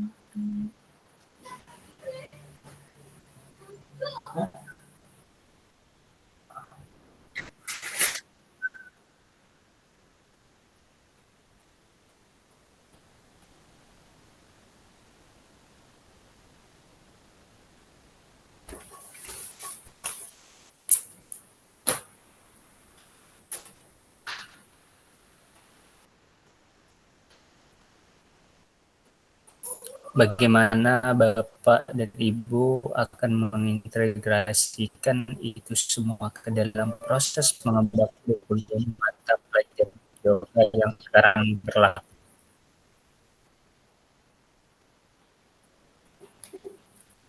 Ya, boleh dijawab di kolom chat atau secara lisan juga boleh, Kak. Bagaimana kakak-kakak menghubungkan dari persiapan serta nilai-nilai yang kakak sudah buat tadi itu ke dalam kurikulum mata pelajaran PJOK?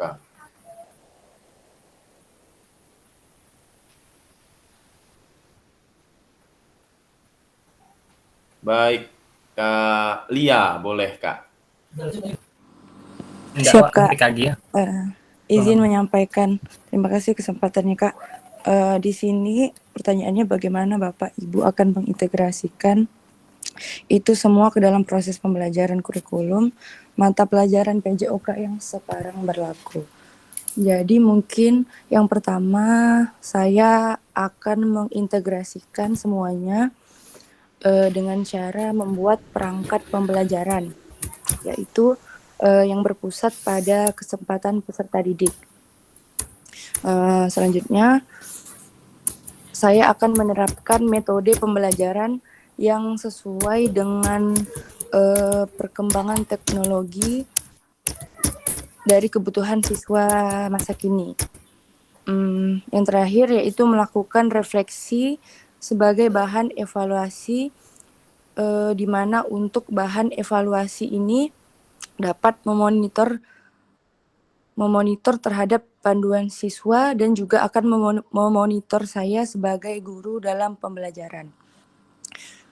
Seperti itu, Kak. Selebihnya terima kasih, Kak. Baik, Kak, terima kasih. Berarti kakak mulai dari pembuat perangkat pembelajaran, kemudian mengintegrasikannya ke apa yang menjadi tren sekarang ini, seperti itu, Kak, ya, sehingga sesuai dengan kebutuhan peserta didik lah, sehingga lebih tepat sasaran seperti itu, Kak, ya, dengan kondisi sekarang ini dan sesuai perkembangan teknologi itu tadi. Baik, terima kasih, Kak, untuk berbagi pengalaman dan berbagi ide lah seperti itu. Bagaimana nanti mengintegrasikan ke dalam pembelajaran PJOK. Satu lagi,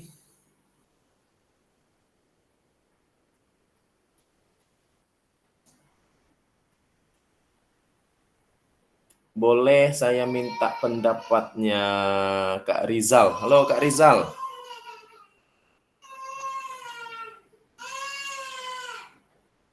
Halo Kak. Oke, Kak, Ya, boleh boleh berpendapat tidak Kak mengenai ini, apa yang bisa nanti Kakak integrasikan Oke. ke proses pengembangan kurikulum mata pelajaran PJOK yang sekarang ini? Ya Kak, boleh Kak. Pertanyaannya bagaimana Bapak Ibu akan mengintegrasikan itu semua ke dalam proses pengembangan kurikulum ya? Ya, PJOK yang sekarang berlaku. Oke, terima kasih atas kesempatannya. Jadi kalau saya gitu ya, bagaimana mengintegrasikannya. Jadi saya dengan adanya kurikulum ini kan ada metode pembelajaran juga yang akan dilaksanakan oleh setiap guru gitu ya. Dan metode pembelajaran ini merupakan strategi pembelajaran yang nantinya akan disampaikan atau sasarannya ke peserta didik seperti itu. Nah, dengan cara itu proses pengembangan kurikulum ini seperti yang Kak Lia juga sampaikan tadi, gitu ya, dengan cara peserta didik itu, sebentar Kak ya. Jadi peserta didik yang harusnya sebentar Kak, saya masih kurang fokus ini. Siap Kak. Soalnya lagi ada suatu kerjaan juga. Jadi pertama ya menentukan pembelajaran, tujuan pembelajarannya gitu ya. Karena posisinya kita ada di sudah seperti yang sudah kita sampaikan tadi. Zaman sekarang sudah maju. Pemanfaatan digital itu sangat berkembang pesat gitu. Jadi kesesuaian dari kurikulum itu kita sesuaikan juga dengan apa yang ada di zaman sekarang ini seperti itu Kak.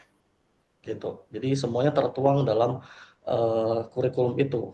Jadi pada saat kita menerapkan suatu pembelajaran, kita sesuaikan nih apa yang jadi kebutuhan murid dan apa yang ada di sekarang ini di kurikulum itu, dan juga pemanfaatan digital yang harus selalu kita laksanakan gitu.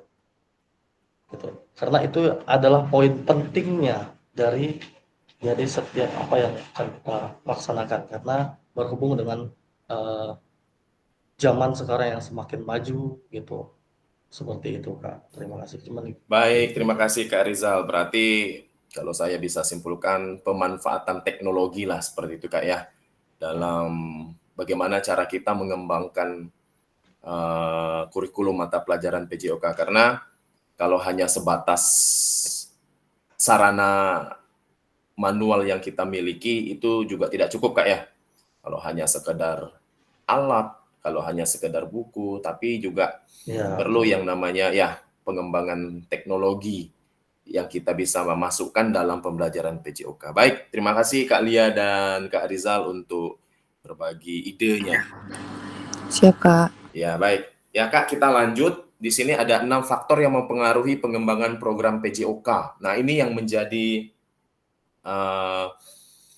identifikasi kita dalam pengembangan program PJOK. Yang pertama itu ada kebutuhan dan karakteristik peserta didik. Nah, tadi Kak Lia juga udah nyampaikan bahwa kita harus bisa memetakan nih kebutuhan dan karakteristik peserta didik. Apalagi di zaman sekarang itu teknologi sudah berkembang. Ya, jadi kita bisa mengetahui ya, bisa memanfaatkan teknologi juga sebagai satu sarana lah dalam pengembangan program PJOK. Nah, yang kedua tuh konteks masyarakat. Nah, kita juga harus menyadari Kak bahwa sekolah ini berada di tengah-tengah masyarakat. Nah, masyarakat kita itu dampaknya apa bagi sekolah seperti itu. Itu juga bisa menjadi satu indikator gitu Kak dalam pengembangan program PJOK. Dan yang ketiga itu waktu. Nah, waktu ini bisa dalam bentuk misalnya waktu kegiatan atau waktu hari-hari besar. Nah, itu juga bisa dijadikan pengembangan program PJOK. Kemudian ada alokasi jam pelajaran. Nah, ini juga disesuaikan juga. Ini juga penting bahwa kita juga tidak boleh kurang atau juga tidak boleh lebih lah dalam pengembangan program PJOK itu. Yang kelima itu cakupan dan tahapan. Nah, di sini berarti apa yang sudah kita rencanakan, yang sudah kita sepakati dalam pengembangan tersebut. Ya, cakupannya bagaimana dan tahapannya. Dan yang keenam, nah ini tadi teknologi. Ini juga menjadi satu indikator pengembangan program PJOK. Jadi nanti kakak-kakak ini bisa ya membuat pengembangan program PJOK ini dengan 6 faktor ini tadi Kak, dijadikan acuannya. Nah, aktivitas ketiga ya ini adalah karakteristik utama kurikulum merdeka dan artikulasi Ki Hajar Dewantara dalam pendidikan nasional. Nah, di sini ada pemantik menurut kakak-kakak, kata kunci apa yang berulang kali kita telah bahas dalam pengembangan kurikulum PJOK? Ada yang bisa memberikan tanggapannya, Kak? Kata kunci. Kalau kata berarti kan hanya satu seperti itu, Kak. Kata kunci apa, Kak? Dalam mengembangkan kurikulum PJOK.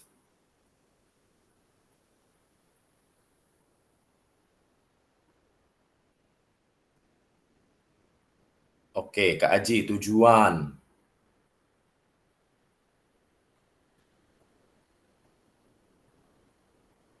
Berarti kata kuncinya menurut Kak Aji tujuan.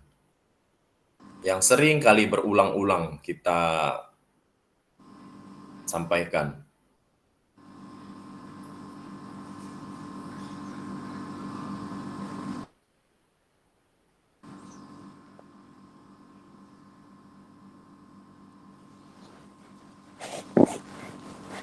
Kakak-kakak yang lain?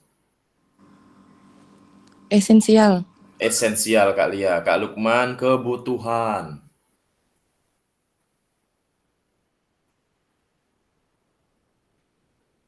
Kak Reja, capaian.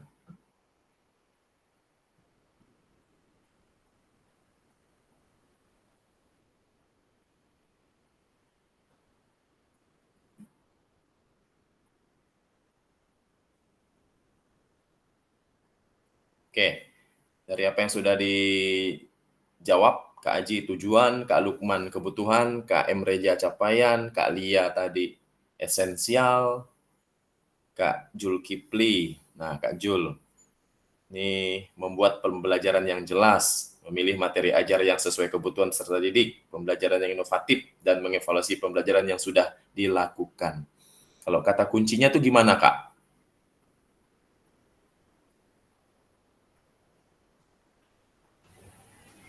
Halo Kak. Oh, itu Ya, yang gimana Kak Jul? banyak duka itu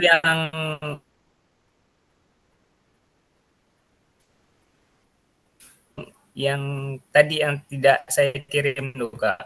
Baru Oh, kirim. oke. Yang sebelumnya ya Kak ya? Oke, siap. Baik, sambil yang kakak-kakak lain menulis, ya, jadi kata kunci apa yang berulang kali yang telah dibahas. Iya Kak.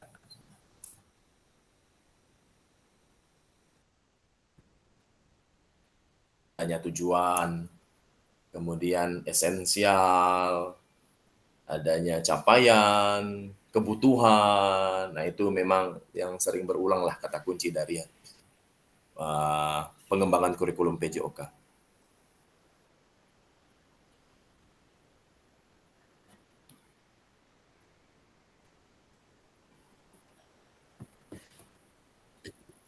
Baik, nah apa yang telah kita bahas ini merupakan karakteristik kurikulum merdeka.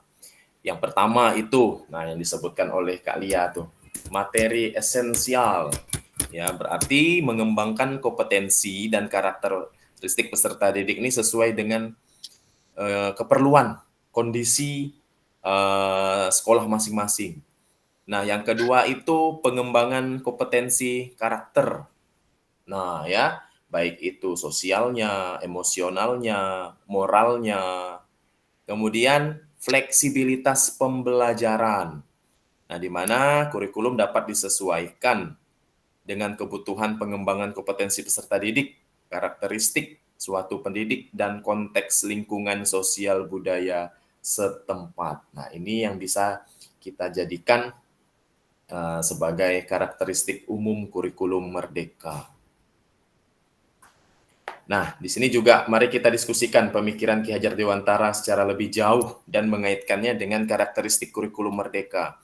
Nah, kita tahu bahwa Ki Hajar Dewantara ini salah satu pahlawan pendidikan lah, ya, khususnya di negara kita di Indonesia, bahwa beliau memiliki motivasi, kata-kata motivasi ini menuntun segala kodrat yang ada pada anak-anak agar mereka dapat mencapai keselamatan dan kebahagiaan yang setinggi-tingginya, baik sebagai manusia ataupun sebagai anggota masyarakat. Jadi oleh karena itu, sebagai seorang pendidik, ya, kakak-kakak sekalian harus mampu nih menuntun tumbuh atau hidupnya sesuai dengan kodratnya, berarti kodrat alam, apa yang sudah dia bawa di dalam dirinya sendiri, sehingga dapat memperbaiki lakunya, bukan dasarnya, sehingga dapat tumbuh dengan kekuatan kodrat anak. Misalnya ada anak yang berkebutuhan dengan anak yang normal. Nah, kita sebagai seorang pendidik tuh harus mampu tuh memenuhi kebutuhan belajarnya. Jangan sampai isu sosial itu muncul karena gender, karena difabel itu tadi, sehingga kita lebih bijaksana lah dalam menyikapinya. Nah, ya, jadi itu yang bisa dikaitkan antara pemikiran atau filosofi Ki Hajar Dewantara dengan kurikulum Merdeka yang sekarang ini yang sudah kita sama-sama laksanakan lah ya Kak ya. Nah, apalagi di kurikulum Merdeka ini terkenal dengan pembelajaran diferensiasi. Nah, ini yang Kak Irwin sering selalu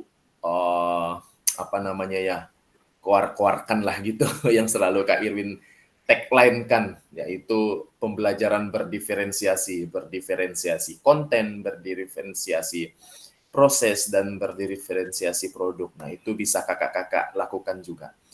Baik, sesi hari ini kita sudah selesai. Jadi kakak-kakak ini dapat memahami 3 karakteristik utama kurikulum Merdeka serta keterkaitannya dengan prinsip pemikiran Ki Hajar Dewantara.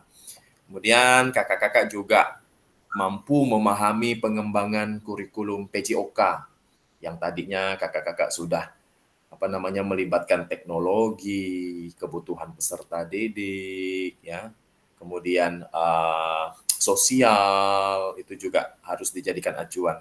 Dan yang ketiga, kakak-kakak juga dapat memahami penyusunan program PJOK yang berkualitas dengan backward design. Nah, kerangkanya tadi mulai dari tujuan, menyusun asesmen, dan baru merancang kegiatan pembelajaran. Baik Kak, hari ini kegiatan kita sudah selesai.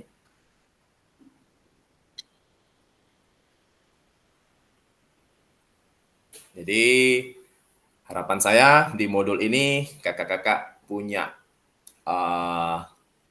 ilmu baru lah ya Kak, baik dalam menyusun rancangan pembelajaran, menyusun program, serta punya pemikiran apa hubungannya atau keterkaitannya antara kurikulum Merdeka dengan filosofi pemikiran Ki Hajar Dewantara. Baik Kak, sebelum kita mengakhiri, saya minta Kak untuk merefleksikan modul pembelajaran yang sudah kita bahas hari ini. Boleh Kak, bebas, siapa Kak?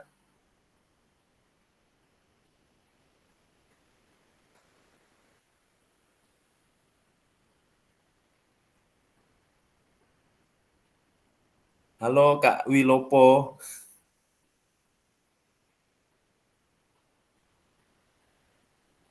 Halo Kak. Ya. Iya, Kak, kakak kelas berapa Kak? Kelas 8. Oh, berarti kakak salah masuk kelas ini Kak. Bukan, saya mengikuti. Oh, begitu Kak? Iya, saya kan pun tadi saya kan mengikuti. Oh, siap Kak, siap. Saya mengikuti. bukan kita itu tentang kelasnya, Oh, kita siap. ilmu yang kita cari dimanapun kita harus gitu. Siap, Kak, siap. Ah, Oke, terima kasih Kak atas partisipasinya Kak ya. ya. Baik kakak-kakak, mungkin bisa ada satu mau berefleksi dari modul pembelajaran hari ini kita Kak. Kak Jul, Kak Jul. Kak Ya Jul. senior lah, junior nih ngikut. Bolehlah Kak Jul, yuk Kak Jul.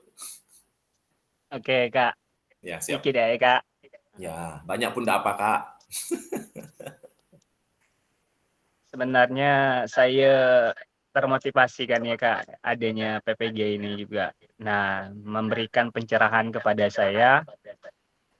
Ya, sebenarnya udah cocok dah nih Pak Bang Lukman, apa ya, Bang Erwini. Jadi ini fasilitator Kak untuk tahun ke depannya. Siap. Kakak pun juga cocok. Kakak-kakak semua pun cocok Kak. Untuk semua lah ya Kak, Kak Lia apa semuanya. Dari teman-teman semua yang memberikan apa ya,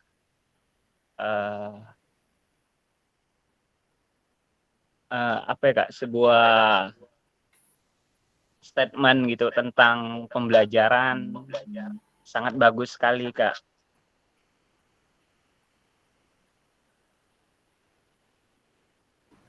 Langsung kena tendang, hilang nih.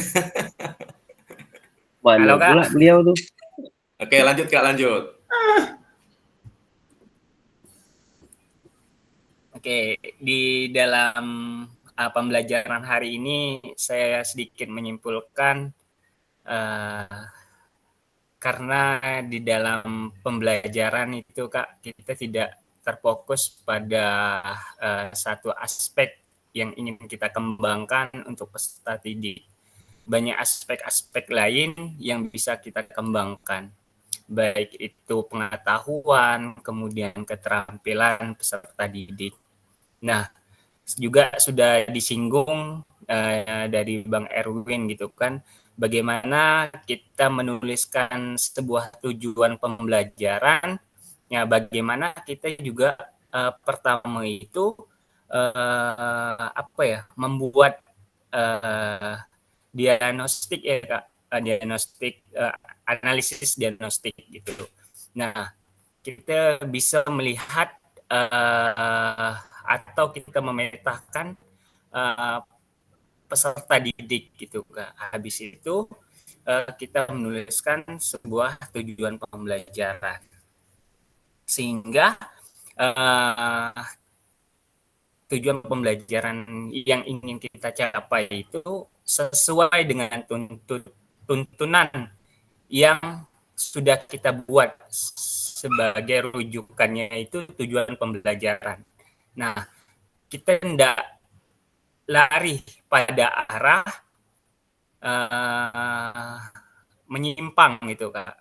Nah, kita fokus pada tujuan pembelajaran yang kita buat seperti itu.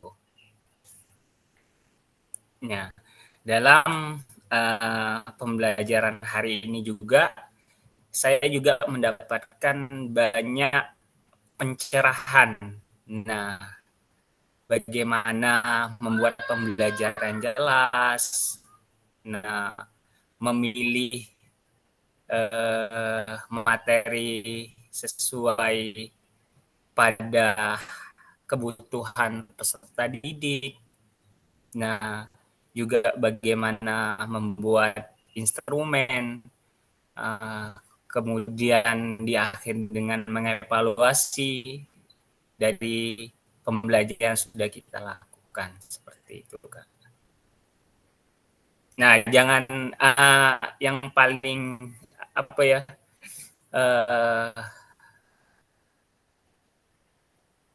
diperlukan itu Kak, bagaimana kita membuat pembelajaran yang berdiferensiasi gitu Kak.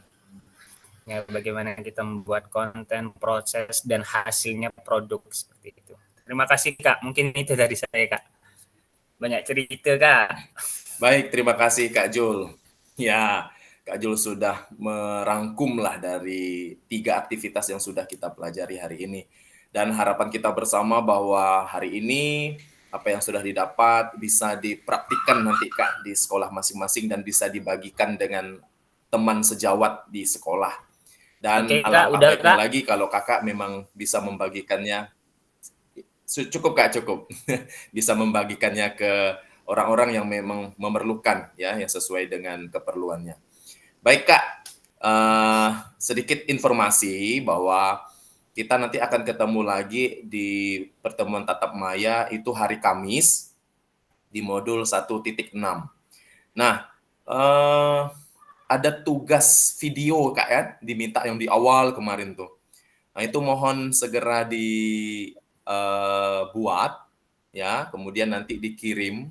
Itu batas waktunya tanggal 8 Oktober nih kalau enggak salah nih. Jadi kakak-kakak boleh bisa ceklah kembali di di LMS-nya, dan ketentuannya juga sudah saya kirim di grup ya Kak ya, sehingga nanti tidak mengalami kesulitan ini, karena kalau biasanya mau membuat video ini biasa hubungannya dengan waktu juga, jadi makanya diinfokan sebelum-sebelumnya. Dan karena nanti hari Kamis itu kita masuk di modul 1.6, berarti kakak-kakak belajar mandirinya itu batasannya di sampai 1.6.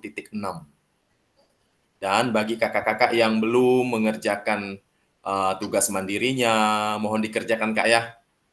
Itu nanti juga masuk ke dalam aktivitas. Apalagi yang ada batas waktunya itu Kak. Nah itu yang kelihatan sekali kalau kakak nanti ada yang terlambat mengerjakan. Seperti itu. Baik Kak, sebelum kita tutup, ada yang mau ditanyakan Kak?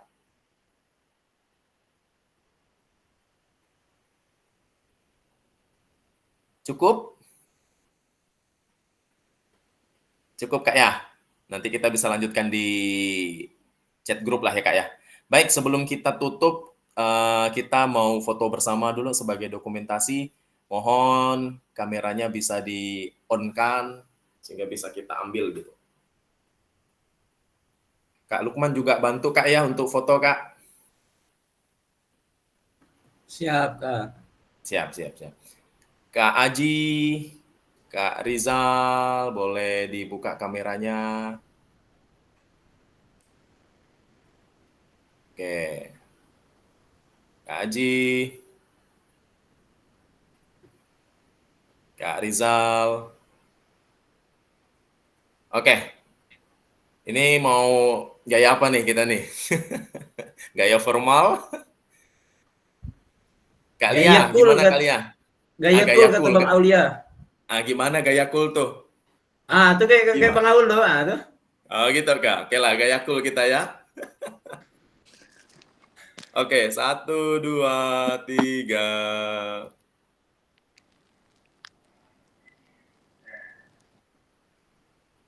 Oke, bentar Kak. Ya. Oke.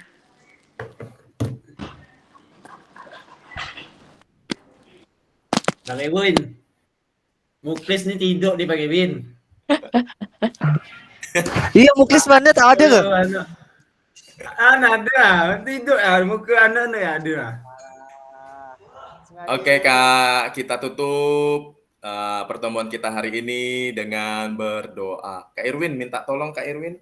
Oke, mengakhiri kegiatan di pagi hari ini, marilah kita berdoa menurut agama dan kepercayaan kita masing-masing. Semoga apa yang kita lakukan hari ini sangat bermanfaat dan menjadi amal ibadah. Berdoa dipersilakan.